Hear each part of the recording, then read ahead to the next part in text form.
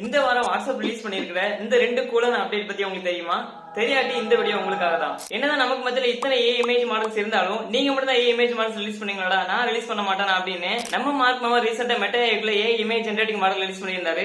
இதை இன்னும் ஈஸியா இருக்கிற வகையில இப்ப நீ வாட்ஸ்அப் ஏதாவது சேட்ல போறீங்க அப்படின்னா அட்டாச்மெண்ட் ஆப்ஷன் கிளிக் பண்ணதும் அதுக்கு கீழே இமேஜின் அப்படிங்கிற ஒரு புது ஆப்ஷன் வந்து கொண்டு வந்துட்டாங்க.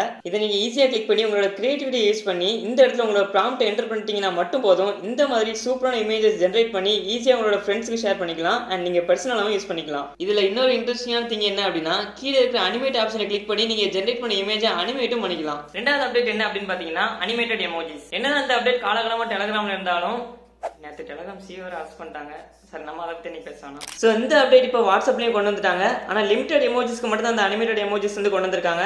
இந்த அனிமேட்டட் எமோஜிஸ் அனுப்பி உங்களோட சேட்டை இன்னும் ஃபன் ஆக்கிக்கலாம். இந்த 2 கூலான அப்டேட் உங்களுக்கு பிடிச்சிருக்குன்னு நினைக்கிறேன். இந்த மாதிரி சூப்பரான கண்டென்ட்டுக்கு இந்த வீடியோக்கு லைக் போட்டு நம்ம பேஜை மறக்காம ஃபாலோ பண்ணிருங்க.